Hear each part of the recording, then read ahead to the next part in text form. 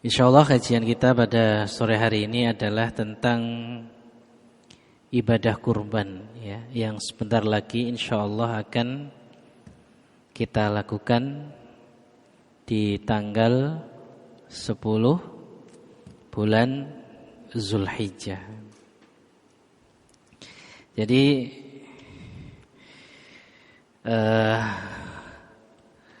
ibadah kurban itu suatu ibadah yang berat untuk dilakukan karena urusannya sama duit. Percaya deh, sesuatu itu kalau urusannya sama duit agak berat untuk kita lakukan, ya. Anggap harga kambing ya, berapa sekarang kalau kurban berapa? Ya, 4 juta ya. 4 juta 3,5 itu kalau kita beliin handphone dapat apa ya? Ya, lumayan lah ya, lumayan itu. Sehingga ibadah yang mengeluarkan uang itu agak berat untuk dilakukan. Apalagi kita kurang motivasi, kurang mengerti dari tujuan ibadah itu, makin berat lagi. Makanya kalau di kampung tuh sedikit banget orang yang kurban, itu sedikit banget. Nah, sore hari ini saya ingin mencoba untuk memahamkan kepada kita semuanya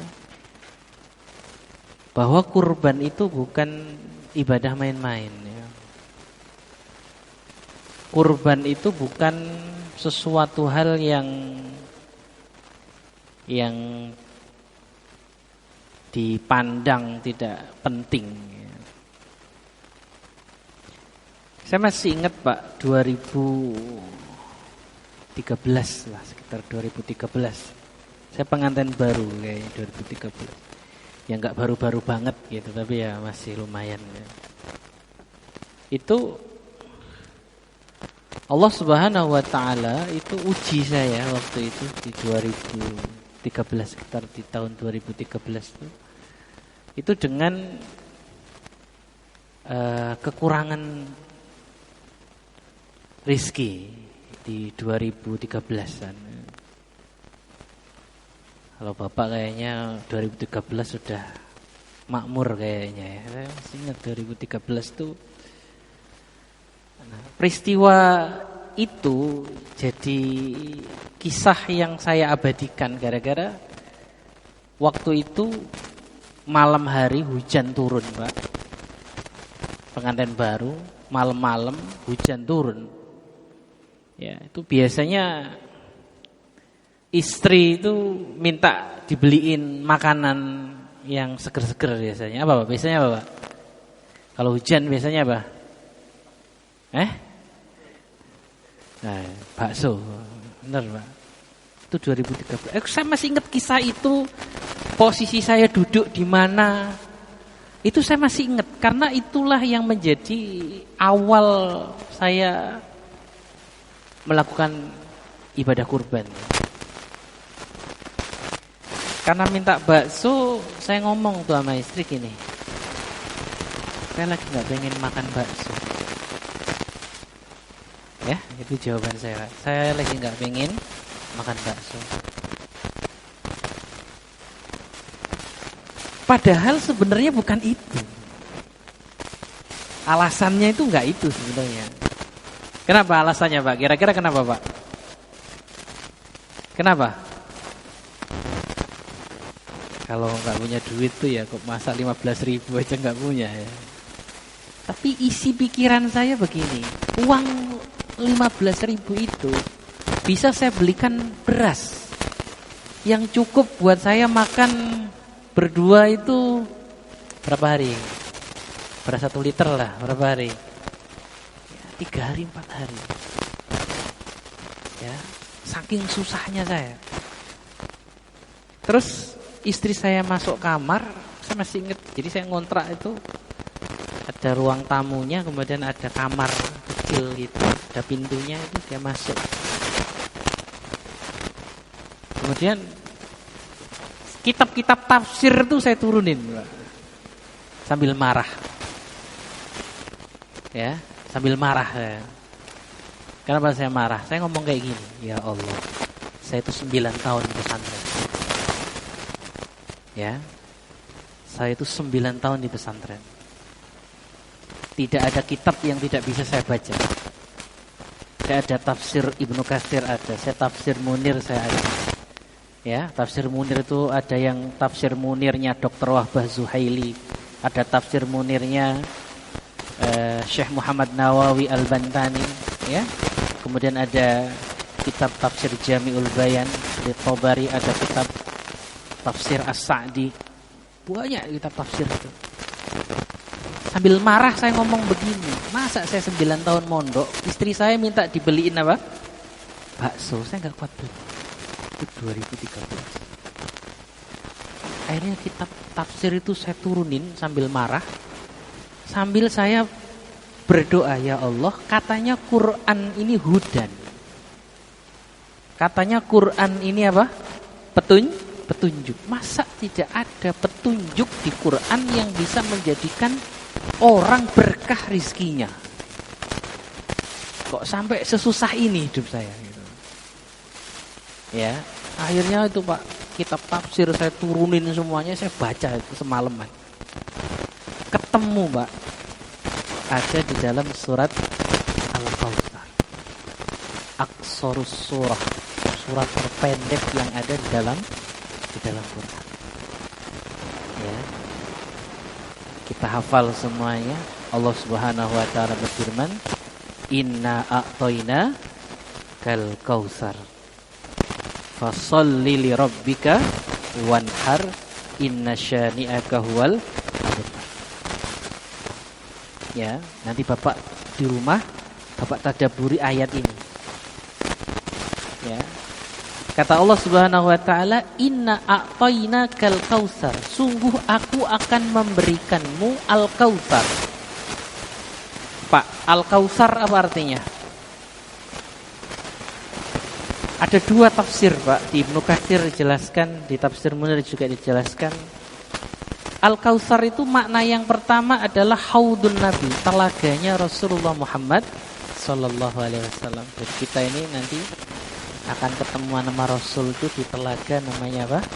Al-Kautsar. Yang sifatnya kata Rasulullah sallallahu alaihi wasallam, ma'uhu abyadu minal laban. Airnya itu lebih putih daripada susu. Wa ahla minal asal.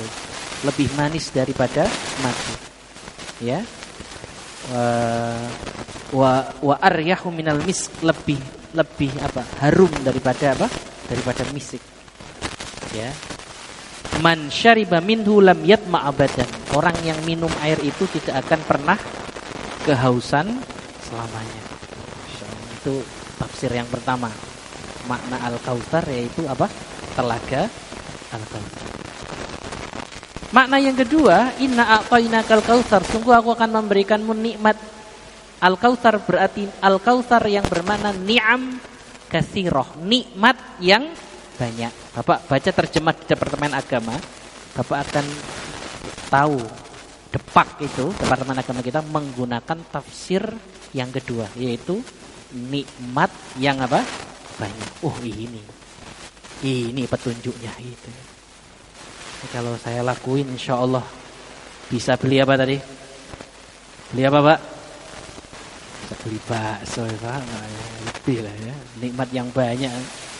Nikmat yang banyak berarti keberkahan harta, keberkahan rizki. Ya, nikmat yang banyak. Akhirnya ternyata saya temukan orang kalau mau dapat nikmat yang banyak, yang belum punya keturunan, yang belum punya rizki yang luas, yang masih diuji di rizkinya, ya, yang masih diuji di kesehatannya.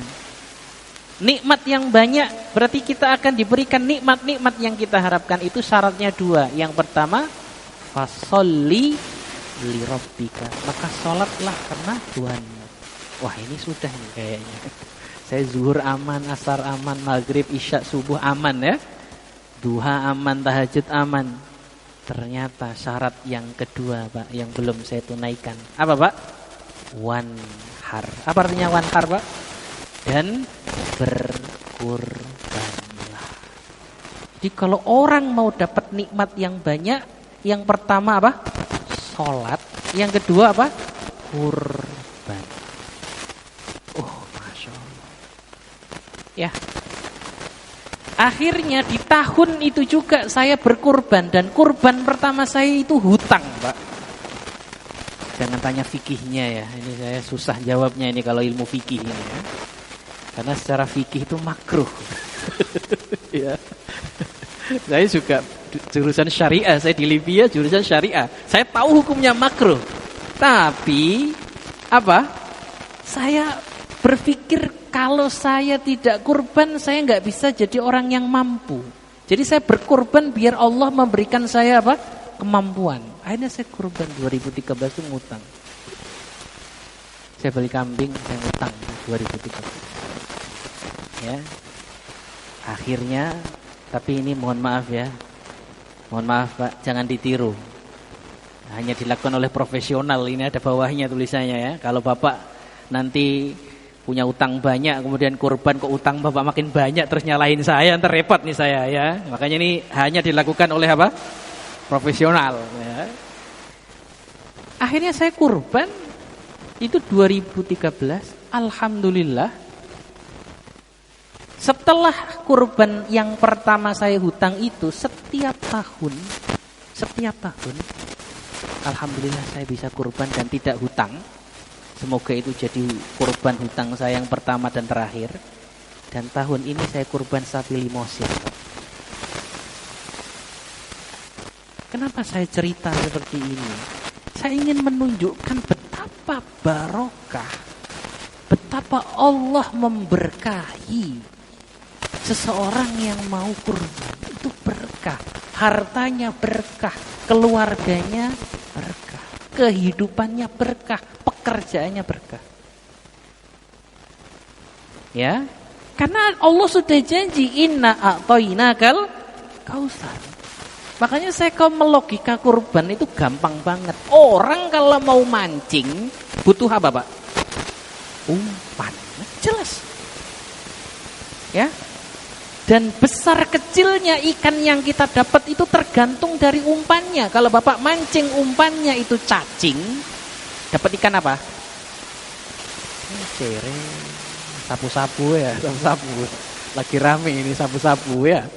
Sapu-sapu. Tapi kalau umpan Bapak besar, maka Bapak akan mendapatkan apa? Ikan yang besar juga. Saya kalau melogika kurban itu seperti itu, logika sederhana banget. Karena Allah tidak membutuhkan daging kurban kita, tidak membutuhkan darahnya, tidak membutuhkan tulangnya. Allah cuma nguji kita doang. Kamu ini sayang gak sama duitmu apa dong? Makanya di awal saya katakan kurban itu berat gara-gara kita harus menurunkan ego kita tentang nikmat uang yang kita cintai itu. Ya. Makanya itu jadi titik awal 2013 tuh saya baca tafsir itu, ya Allah, saya amalkan. Alhamdulillah. Setiap tahun saya berangkat umrah, Pak. Setiap tahun saya berangkat. Ya. Dari mulai saya membeli apa Pak tadi? Bakso loh Pak. Malam-malam beli bakso loh Pak. Saya nggak kuat. Bukan nggak kuat ya. Mikir. Kalau kuat sih kuat sebenarnya. Tapi mikir. Mending dibeliin apa? Dibeliin beras. Tapi Allah membalik keadaan saya yang seperti itu. Ya, kalau antum tanya, Ustadz apa amalannya? Saya nggak ngomong amalan-amalan tuh pakai ditiup-tiup macam-macam, enggak. Kurbanlah. Fasholli li rabbika wanhar. Ya.